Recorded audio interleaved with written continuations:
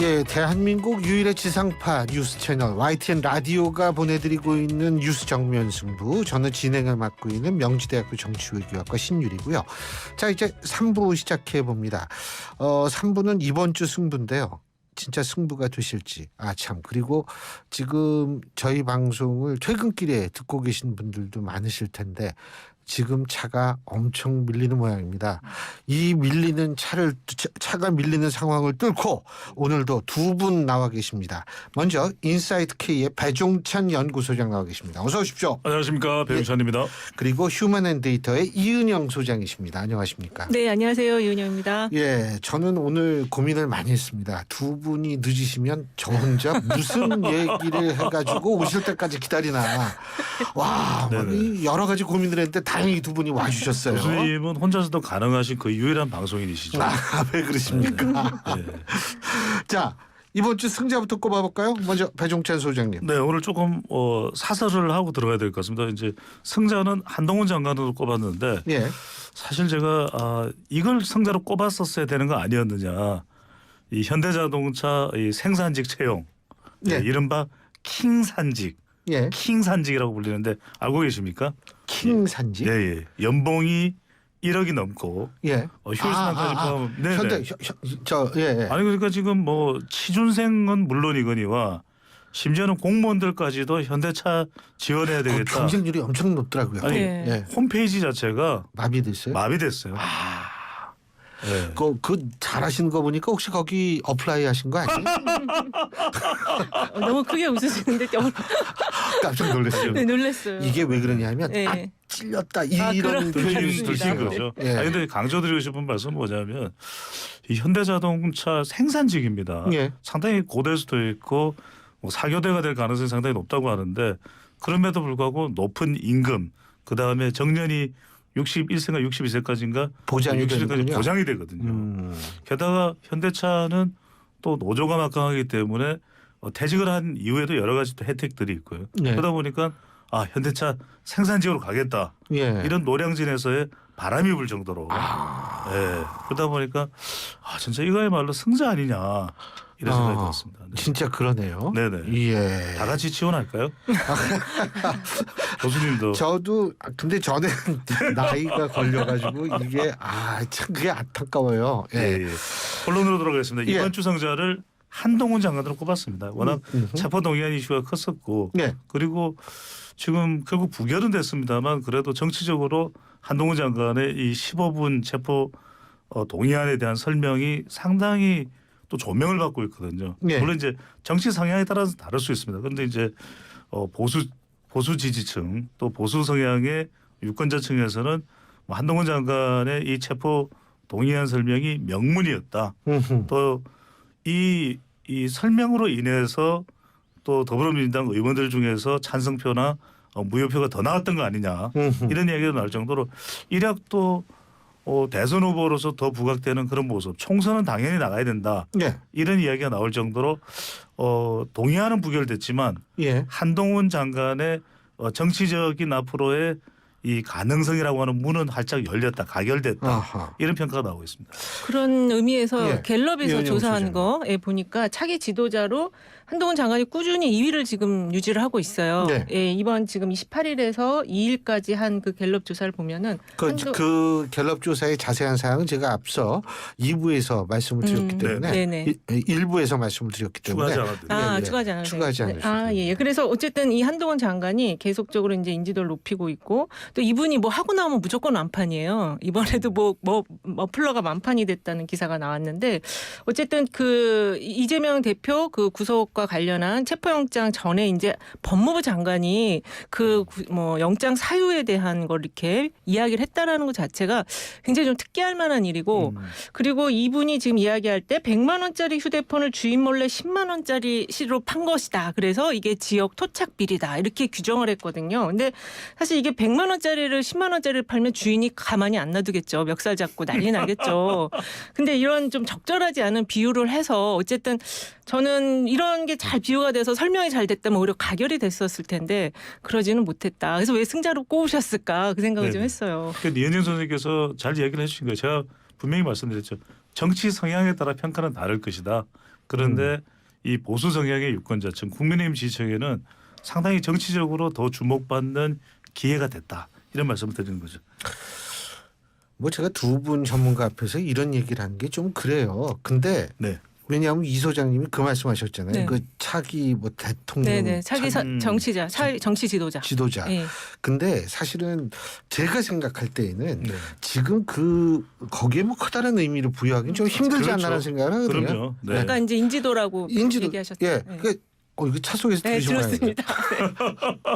아니 그러니까 기억이 나는 사람이 일단 얘기하는 예. 네, 거거든요. 그렇죠. 그러니까 이제 좀 그런 것 같은데. 근데 그 말씀은 드려야 될 필요가 있는 것이 우리 신유 교수님도 상당히 정치 관련된 분석을 또 예리하게 또 해오셨지만은 사회생활 참 잘하세요. 데이터를 보니까. 예. 그 자꾸 칭찬을 하시네요.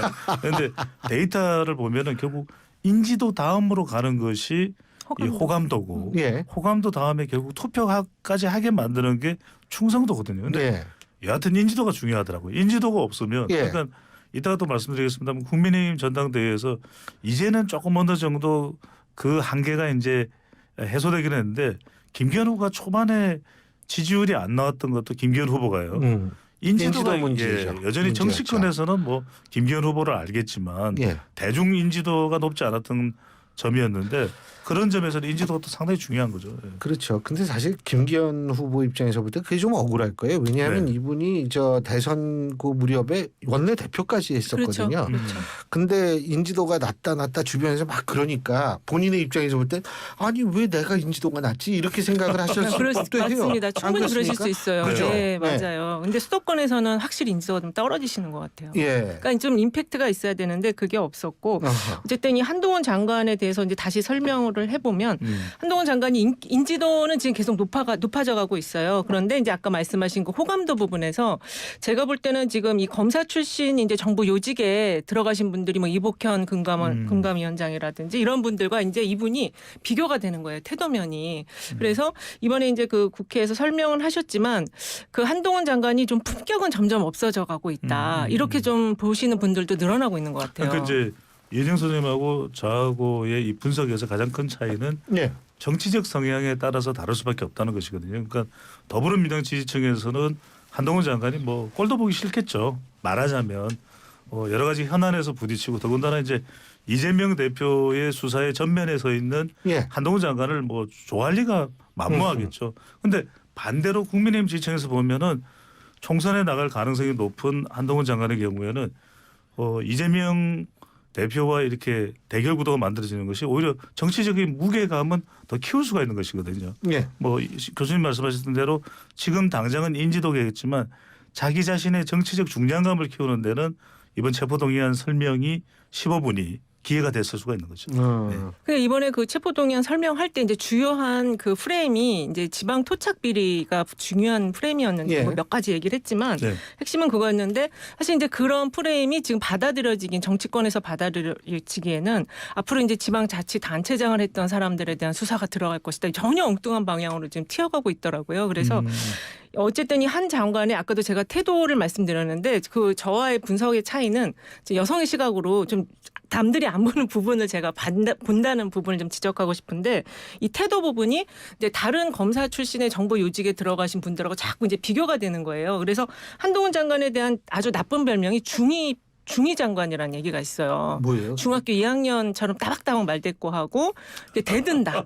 그런 아주 안 좋은 그런 별명도 지금 같이 갖고 있기 때문에 이 호감도 부분 그리고 좀 원래 예전에 법무부 장관들이 좀 약간 품격이 있었잖아요.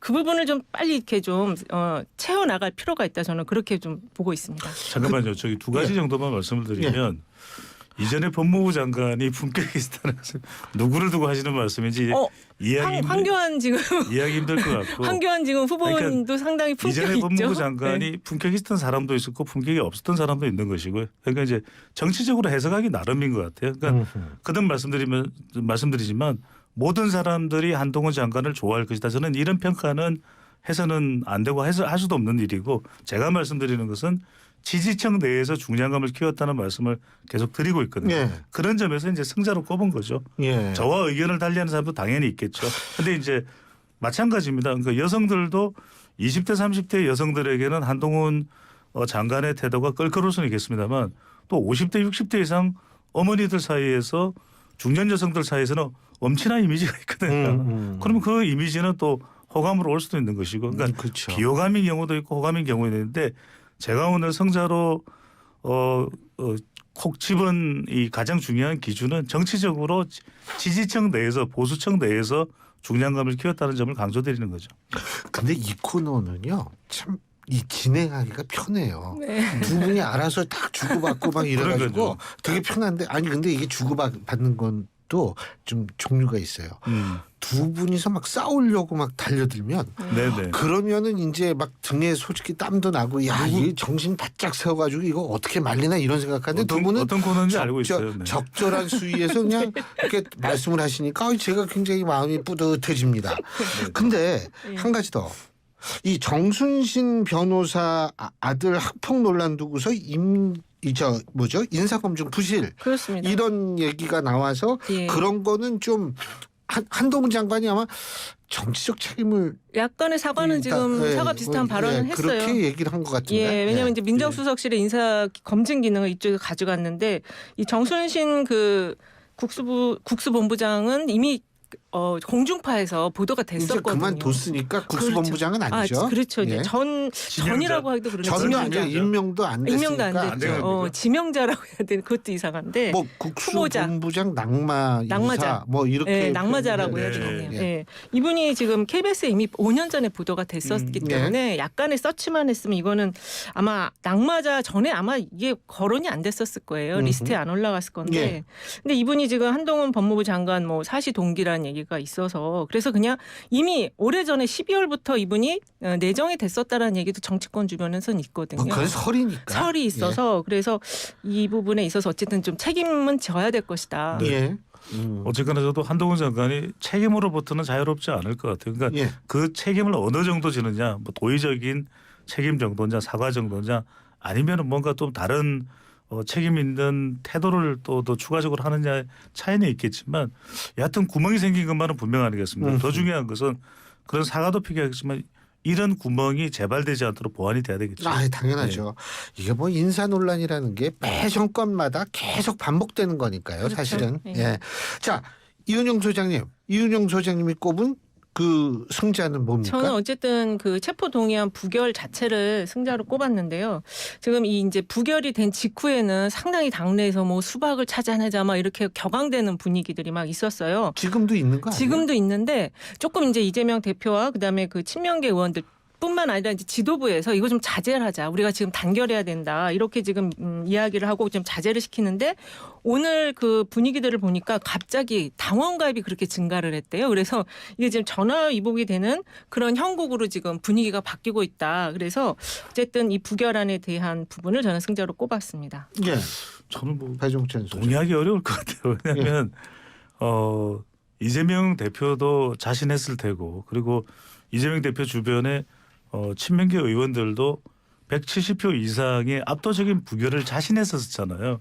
그런데 찬성 반대만 놓고 보면 찬성 가결표가 더 많아요. 그렇죠. 네. 이건 정치적인 패배였고 또 왜 이런 지경이 됐는지에 대해서 저는 돌아보는 것이 중요할 것 같아요. 왜 민심이 이 지경이 돼서 그래서 의원들도 영향을 받았을 수 있을까? 민심하고는 왜 약간 상관이 없는. 이탈이 있을? 아니 그러니까 네. 저는 자꾸만 이은영 소장님께 말씀드리고 싶은 것은 네. 저도 일방적인 주장을 하는 게 아니잖아요. 그러니까 민주당 지지율이 낮아졌다라는 것은 객관적인 사실 아닙니까? 예. 그 점을 말씀드리는 거예요. 저는. 그러니까 정치적 주장은 정치적 주장인 것이고 그래서 저는 그런 점들이 뭐 검찰의 수사가 누적된 이유에 있던 간에 여하튼 부결이 상처뿐인 부결이라고 하는 평가가 많거든요. 저는 그 부분에 대해서 되돌아보는 기회가 돼야죠. 근데 이게 뭐 민심이다 아니다. 요 여론조사 한 가지 말씀드릴게요. MBN과 매일경제신문이 여론조사 업체 넥스트 리서치에 의뢰해서 지난 24일부터 이틀간 여론조사를 진행한 거를 보면 체포 동의안이 통과시켜야 되가 47.9% 네. 부결시켜야 한다라는 것이 39.4%였거든요. 그러니까 이런 측면을 우리가 한번 생각을 해볼 필요는 있을 것 같아요. 그렇죠. 이제 그런 부분을 아프게는 받아들여야 되는데 이게 전제가 지금 야당에 대한 수사가 야당 대표에 대한 수사가 지금 1년째 지금 1년 이상 지속되고 있다는 예. 점을 꼽지 않을 수가 없고요. 지금 야당과 대화를 안 하고 있는 이 상황에서 이 정도 숫자는 이제 이것과 함께 이제 민주당 지지층은 또 이걸 어떻게 바라보느냐가 항상 우리가 이제 두 가지 구분해서 같이 보고 있거든요. 예. 오늘 그 갤럽 자료를 보더라도 이 민주당의 경우 최근에 나온 민주당 지지층의 어떤 결집도는 80% 이상 모든 부분에 있어서 이재명 대표와 이재명 대표를 지켜야 된다라는 그런 흐름이 또 보이고 있어요. 그래서 이번 이제 부결 사태 이후에 사실은 이게 이제 부결될 거라고 이제 압도적으로 크게 180석 이상으로 부결될 거다라는 예측은 했지만 그 원내대표단 쪽에서 이제 약간의 그 좀 숫자를 잘못 센 그런 부분도 있어요. 그런데 어쨌든 이 김민석 의원이 이 사안에 대해서 앞으로 향후에 이제 이 부분을 어떻게 대처할 것인가라는 이제 방향 제시를 했거든요. 이제 그 부분을 보면은 보이콧 방식 일단은 국회에 이제 아예 들어가지 않고 표결을 하지 않는 방식도 지금 얘기를 하고 있어서 앞으로 이제 이거 어떻게 될 것인지 좀 지켜봐야 될 것 같습니다. 네. 지지율과 관련해서 저도 일련의 민심의 흐름을 보면은 이재명 대표 그리고 더불어민주당을 둘러싼 여론이 지지층 내에서는 결집을 하죠. 왜냐하면 절체절명의 그렇죠. 위기로 인식을 외부의 하겠죠. 그런데 위기가 들어오고. 중요한 것은 우리가 결과적으로 얼마만큼이나 정당의 이 지지율이 경쟁력이 확장성이 있느냐. 결국 중도 아니겠습니까? 중간지대에 있는 MZ세대들이 어떻게 평가하느냐. 무당성이 평가하는가. 그러니까 더불어민주당 지지층의 결집은 당연한 결과겠죠. 근데 이제 민결 중탈이거든요. 민주당은 결집을 하는데 중도층은 이탈한다. 민결 중탈. 이야, 여기에 그런 대한 단어도 있구나. 여기에 대한 예. 대비는 있어야 된다라는 거죠. 그런데 이제 최근에 나오고 있는 이 더불어민주당의 여론이 물론 이제 우리가 주목하게 되는 건 호남도 있고 또 수도권인 서울도 있고 예. 중도층도 있겠지만 지금 부산도 지역구를 가지고 있는 더불어민주당 의원들이 있습니다. 그런데 예. 지난 2020년이나 2022년과 비교하더라도 부산 지지율이 정말 바닥으로 떨어진 상태예요. 그러면 문재인 전 대통령의 정치적 기반이었고 노무현 전 대통령의 정치적 기반이었던 부산 여론은 신경 예. 안 씁니까? 그러니까 그런 걸 본다면은 어떤 식으로든 지금 발생하고 있는 문제에 대한 해결을 할 수 있는 대안이 있어야 되겠죠. 알겠습니다. 자, 이 소장님 여기 하실 말씀이 있을 텐데 다음 4부에서 하세요. 네네, 알겠습니다. 네. 제가 아까 말씀드린 여론조사 한 가지 더 말씀드리겠습니다. MBN 넥스트 리서치 여론조사 매일경제신문도 마찬가지죠. 전국 만 18세 이상 1,007명을 대상으로 한 조사였다는 점을 말씀을 드립니다. 자, 그러면 뉴스 정면 승부 3부 순서는 여기서 줄이고요. 잠시 뒤 4부에서 뵙겠습니다. YTN 라디오가 보내드리는 뉴스 정면 승부 지금 진행에는 신율이고요. 자, 4부 시작합니다. 3부에 이어서 계속 얘기 나눠보죠. 지금 이 자리에는 이은영 휴먼앤데이터 소장 그리고 배종찬 인사이드K 연구소장 두 분 나와 계신데요. 이게 나이가 먹으면 자꾸 잊어먹어요.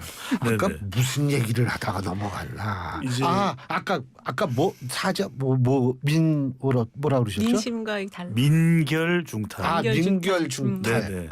그 얘기 하셨죠. 그러니까 민주당의 지지층은 결집을 하는데 그렇죠. 중도층은 나간다. 네네. 이게 이제 문제다 이런 말씀하셨는데 자, 그렇습니다. 이은영 소장님. 아니 근데 그게 중도가 지금 이탈하지 않고 들어오고 있다라는 얘기가 있어요. 근데 그게 왜 그러냐면 이게 포인트가 그러니까 가결 같은 부결이 됐다라는 부분에서 이 지지층이 화가 난 부분이 아니고 민주당의 이제 의원들이 자기는 부결시키겠다고 다 얘기를 했는데 이탈표가 지금 나온 거거든요. 그러니까 겉다르고 속달랐다. 그렇죠. 그래서 그러니까는 화가 난다. 예, 그러니까 그 부분이 정치인이라면은 자기의 의사나 주관적인 생각을 명확하게 밝혀야 되는데 그거를 속였다라는 부분에서 그 화난 포인트가 있는 거예요. 그러다 보니까 중도층이 이거는 좀 너무 심하다. 왜냐하면 우리가 무슨 이렇게 안 좋은 사례긴 하지만 알카에다 같은 사람들도 내가 정치범이다라고 뭔가 잘못을 저질렀을 때 자기들이 주체였다라는 걸 밝히면서 정치적 입장을 얘기하잖아요. 이번이 그런 경우로 볼 수 있다는 거죠. 그래서 지지자들이 아니 도대체 왜 얘기를 못하냐. 말할 자유, 대통령이 그렇게 원하는 자유를 이게 우리 다 누리고 있는데. 아니, 무서워서 저는 그래요? 무서워서요. 왜냐하면 막 지금- 문자 오고 막 어유. 아니 바로 그 부분이죠. 저는 이게 아전이 수식 해석인 것 같아요. 왜냐하면 그런 부분을 보고 일반 국민 유권자층이 움직일 일도 없는 거죠. 중도층이요. 그러니까 그거는 오히려 국회의원들은 한 명 한 명이 헌법기관인데 그들이 어떤 의사선택을 하든 그걸 그 사람이 책임을 지면 될 일이지. 그걸 이른바 이재명 대표의 극렬 지지층인 개딸 양아들이 색출을 해내고 그리고 무기명이기 때문에 누군지도 모르는데 38명 리스트, 44명 리스트가 돌아다니면서 이 사람들한테는 공천도 주지 말아야 된다. 그렇게 이야기하는 것이 과연 합리적일까요? 그러니까 그런 행태를 보면서 오히려 중도층들은 확간 달아올라서 오히려 더 이탈을 하겠죠. 그러니까 이제 제가 드리는 말씀은 뭐냐면 예. 이거예요. 그러니까 부결이라는 결과가 나왔으면 그 부결을 가지고 자꾸 해석을 하려고 하지 말고 왜 이런 결과가 나왔을까? 검찰이 계속해서 압박을 하기 때문에 그냥 제 순서로 넘어가야 되면 될 것 같아요. 제가 이제 패자를 이재명 이거 보세요. 제가 대표와 아까 그랬잖아요. 저 되게 편하다니까 이재명 지금. 대표와 예. 이재명 대표와 이 친명결을 했는데 이런 것이죠. 이제 검찰이 계속 압박을 해오고 또 왜 그러면은 뭐 김건희 여사나 다른 수사는 안 하면서 이재명 대표만 그렇게 압수수색도 주변 지인들을 많이 하고 했을까? 예. 그게 하여튼 현재 일어나고 있는 일이에요. 이제 그런 부분에 대해서 더불어민주당은 이제 반박하고 반발할 수 있겠죠. 예. 그럼에도 불구하고 이제 현실적으로 벌어지고 있는 일만큼 그렇다고 해서 그러면 김건희 특검법을 안 한다고 해서 또 국민의힘 의원들에 대해서는 수사를 안 한다고 해서 또 이재명 대표와 관련된 사안이 해소되는 건 아니에요. 이건 이것대로 또 해명이 돼야 되고 법적으로 소명이 돼야 되는 부분이잖아요. 별개로 이제 서로 이 형평성을 유지하는 건 또 유지하는 문제인 예. 것이고 그렇다면 저는 사법적으로 정말 정교한 대응도 할 필요가 있고 이게 어려운 일이지만 또 하나는 자꾸만 이제 이 당 내에서 친명과 비명을 가릴 게 아니라 더 중도층들이 이건 정말 이재명 대표의 리더십을 빛을 발한다. 이거는 이길 수 있는 이 통합적인 당 운영을 할 때 더 중도층은 화답이 될 거예요. 그리고 세 번째는 뭐냐면 다양하고 손에 잡히는 민생 의제. 그러니까 어떤 장소에 가서 이게 민생입니다가 아니라 누가 보더라도 우리가 예를 들자면은 우리 청취자분들 모를 수가 있는데 이탈리아의 이 눈에 번쩍 귀에 번쩍하는 정책을 내걸었던 정당이 오성운동 정당이거든요. 통신비 무료, 수질 개선 이런 것처럼 획기적으로 이념에 의한 것이 아니라 이건 누가 덧더라도 보더라도 다 반할 수밖에 없는 그런 혁명적인 정책을 예. 들고 나오면 민생 의제를 들고 나오면 예.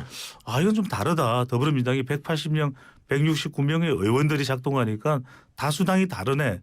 저는 그것을 더 적극적으로 국민들에게 보일 필요가 있다는 걸 강조드립니다. 아니 여지껏 예. 계속 지금 그 30조 뭐 민생 예산 편성화제 이런 거 다 민주당에서 나왔던 거고요. 그 정부 여당이 이걸 지금 받아들이지 않고 있는 문제가 있고 지금 이 근데 문제 30조 너무 많아서 그런가요? 그건 이제 정부에서 편성을 어떻게 할 것인지 답을 줘야죠. 이건 야당이기 때문에 할 수 있는 얘기인 거고. 그리고 지금 이 민결중탈 얘기를 하셨지만 지금 중도층이 아까도 말씀드린 것처럼 이 국회의원들이 자신들의 민의를 수렴하지 않고 자기들 멋대로 지금 이 표결을 한 부분에 대해서 당연히 유권자나 당원들은 물어볼 수가 있다라는 거죠. 이현영 소장님의 그러니까 굉장히 주관적인 민의는 해석이고요. 그 네. 민의라고 얘기를 하면 국민 대다수의 뜻에 반대했다 이렇게 반한다 이렇게 보시는 거예요 지금? 꼭 그건 아니고요. 예. 그리고 지금 이 이제 지지층이 이제 화가 많이 났다라고 한다면 이 지지층은 이 지금 현재 이재명 대표에 대한 체포동의안을 당에 대한 어떤 굉장히 정치적인 탄압으로 이해를 하고 있는데 국회의원들은 지금 그렇지 않은 상황이기 때문에 여러 가지를 물어볼 수 있다는 거죠. 자기 지역 소속 의원에게 어떻게 처리를 한 거냐라고 물어볼 수 있다는 점에서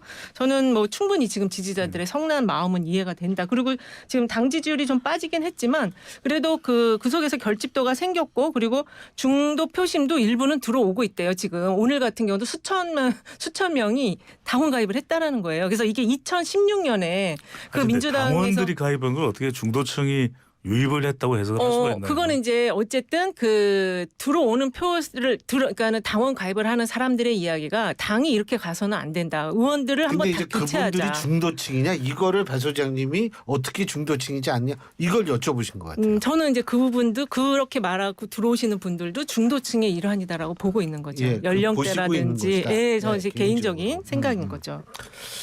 근데 이런 얘기가 있더라고요. 민주당 의원들 중에서도 수도권 네. 뭐 이쪽의 지역을 갖고 있는 의원들 네. 그리고 사실 호남 의원들은 부분적으로도 그렇고요. 지역에 내려가면 여러 가지 얘기들이 나오는데 그런 것들 때문에 고민을 많이 했다라는 얘기들이 언론에 보도가 많이 되잖아요. 그래서 이제 그런 부분도 사실 이런 결과가 나오게 되는 역할을 한 것이 아닌가라는 분석도 있더라고요. 그렇죠. 그럴 수밖에 없는 것이 저도 계속해서 말씀드리는 건 뭐냐면 여론의 지표상의 데이터상에 나타나는 이제 현실적인 결과를 말씀드리는 거예요. 영장실질심사를 받아서 구속될지 여부를 이재명 대표가 그것도 알 수 없는 것이고 또 재판을 받아서 이재명 대표가 무죄일지 유죄일지도 알 수가 없는 겁니다. 그러니까 제가 계속 강조드리는 건 뭐냐면 현실적으로 굉장히 더불어민주당이나 이재명 대표가 불리한 환경일 수가 있어요. 야당이고 또 대선에서 승리한 윤석열 대통령 또 윤석열 정부의 검찰이 수사를 주도하고 있고 하지만 그런 속에서 과연 중도층의 마음을 잡는 방법은 뭘까? 그렇다면 무조건하고 친명 위주의 또 이재명 대표 중심으로만 판단하는 것이 최선일 거냐? 아니면 좀 더 이 당의 이 스펙트럼과 이 폭을 넓혀서 좀 더 아우르는 것이 더 효과적일 것인가 이 말씀을 드리는 거죠. 네. 지금 말씀하시니까 갑자기 이 네. 소장님께 지금 뭐 이낙연 전 대표에 대한 그 영구제명. 제명인가요? 네. 그 왜 청원이 뭐 엄청나게 네, 늘어난다 네, 그렇죠. 그러더라고요. 그러니까 이게 집안에 어떤 사람, 그러니까 우리 아버지가 지금 잡혀갈 상황이 처해 있다. 그러면 가족들이 결사 그 아버지를 지키려고 할 거 아니에요. 당원들은 그런 심정인데 지금 국회의원들은 그런 마음이 없으니까 이 부분에 있어서 결사항전을 하는 것이고 그리고 그 속에서 바깥에서 보는 사람도 저 아버지까지 잡아갈 이유는 아닌데 그러니까 이 죄가 있는지 없는지 판단이 아직 결론도 안 났는데 왜 잡아가지 이렇게 생각하는 사람들이 중도 표심으로 들어올 수도 있다는 거죠. 그래서 일단은 지금 당원 가입이 늘어나고 있으니까 한번 지켜봐야 되는 저는 거죠. 이 말씀을 드리고 싶습니다. 자기 아버지 지키십시오. 그러니까 자기 아버지들 지키고 있잖아요. 자기 지금. 아버지 정말 자기 아버지 지키십시오. 전화라도 한 번 더 드리고 갑자기 어머니께 그런 다시 프레임을 확 바꿔버리시네요. 어머니께 용돈이라도 드리고 저는 아버지께서 돌아가셔서 효도를 하고 싶어도 효도를 못해요. 제가 근데 이 말씀만 좀 추가적으로 드릴게요. 예. 이낙연 그러는데 저는 뭐 이낙연 편들 이유도 없고 뭐 NY계도 아니고 저는 아닌데 이낙연 전 대표가 이 비명계의 반란표를 주도했다는 근거가 있나요? 저는 그것도 이해가 안 되는 것이고 지금 빅데이터에 캐치 애니 이재명 대표와 이낙연 전 대표의 이 빅데이터 언급량을 보면은 영향력이 엄청나게 차이나요. 그러니까 이낙연 전 대표를 굳이 이렇게까지 경계를 하는 이유가 알 수 없는 게 2월 25일부터 3월 3일까지 이 빅데이터 언급량을 보면은 이재명 2만 1천 거의 한 2만 2천 건이고 이낙연은 2,200건 정도 10분의 1이에요. 그러니까 정치적으로는 계속 언론에서 보도해서 이낙연 전 대표 이름이 나와서 그렇지 이낙연 전 대표는 요즘 그런 자잖아요. 난 아무것도 모릅니다. 아니 근데 목소리 비슷하다. 진짜 비슷하네요. 내가 네. 듣는 것은 우리 YTN의 뉴스밖에 없습니다. 아니 근데 이게 무슨 이렇게 제명까지 하고 아니 저는- 그 네. 이낙연 대표가 1년 이상 검찰로부터 수사를 받으면 민주당 지지자들이 지금과 똑같이 움직였을 거예요. 네. 자, 이 소장님 네. 넘어가죠. 패자 누구예요, 이 소장님? 저는 패자가 이 3.1 경축사, 대통령님의 3.1 경축사인데요. 네. 이게 지금 너무 얘기가 말이 많아요. 대통령님의 역사관이 의심스럽다. 저는 거기까지는 가지 않겠습니다. 근데 대통령께서 하신 그 내용 중에서 우리가 이제 그 일제 침략 우리가 받은 것을 갖다가 우리의 탓으로 지금 우리가 좀 세계사의 변화에 둔감했고 그리고 그러다 보니까 국권 상실하는 고통을 당했다. 이런 표현이 이게 우리들의 국민 인식과 너무 좀 차이가 난다. 그리고 일각에서는 이것이 뉴라이트의 역사관 아니냐. 오히려 그보다 한 발 더 나간 것 같다. 그래서 이완용의 역사관이다. 이렇게 얘기하는 사람도 있어요. 그래서 저는 패자를 민주당에서 이제 그런 얘기를 했죠. 민주당 사람들이 그렇게 하는 게 아니고요. 예. 그냥 일반 사람들도 그런 얘기를 하는 거예요. 대통령이 일반 사람 누구요? 아니 왜냐면 이게 우리는 이 3.1 운동을 독립운동으로 보는데 대통령은 이걸 만세운동이라고 표현을 하시고 그날 행사도 보니까 태극기를 들고 있다가 내려놓으시더라고. 의자에 그냥 행사가 다 안 끝났는데 그래서 여사님이 그 태극기를 다시 손에 쥐어줬거든요. 그러니까 대통령님이 이런 이 행사 자체를 대하는 이 태도나 마음가짐이 너무 좀 역대 대통령들하고는 다르다 이런 생각이 들어요. 저도 뭐 이현영 소장님 말씀에 공감합니다. 공감하는데 우리가 어떤 표현을 하거나 비교를 할 때 뭐 저는 글쎄 그렇습니다.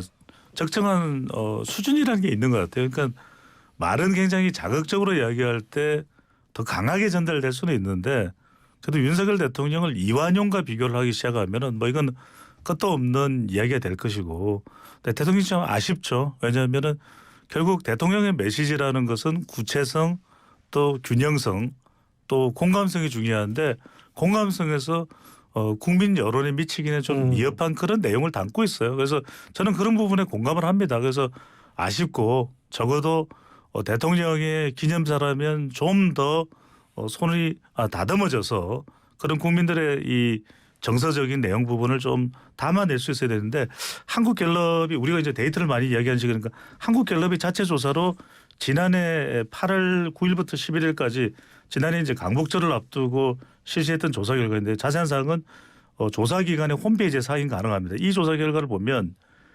어느 나라의 관계가 중요하냐 한반도 평화를 위해서 물어봤더니 미국과 중요하다 75%인데 일본하고는 1%예요.